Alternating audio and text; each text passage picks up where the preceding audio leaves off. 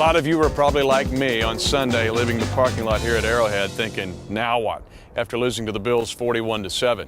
But as the days transpired through the week, I started thinking about a couple things. One was the NFL is all about resiliency. If you look at the Green Bay Packers, everybody sees the ticker tape parade in the World Championship. Fans sometimes fail to realize that team was the 6th seed in the NFC. They had to scrape and fight their way into the playoffs.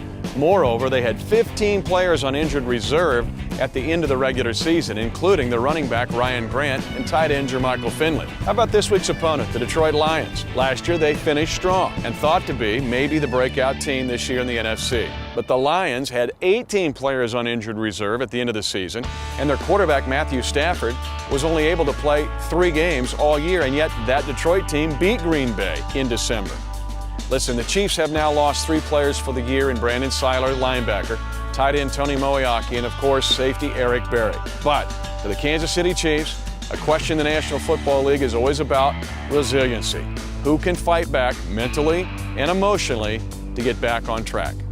The second thing I was thinking about this week, and if you watched during training camp, I talked about finding the right 53, not the right 22.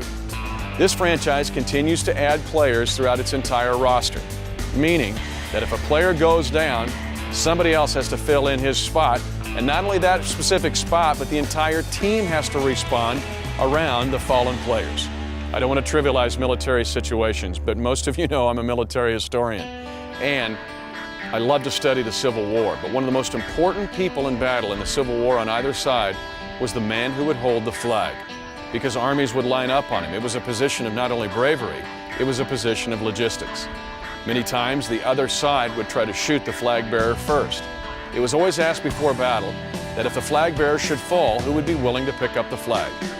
In a symbolic sense, the Chiefs are asking that same question this week. Who will pick up the flag and march on to Detroit and try to get this team on track? In a way, who will be resilient, mentally and emotionally, and who will represent the entire football team in stepping up their play?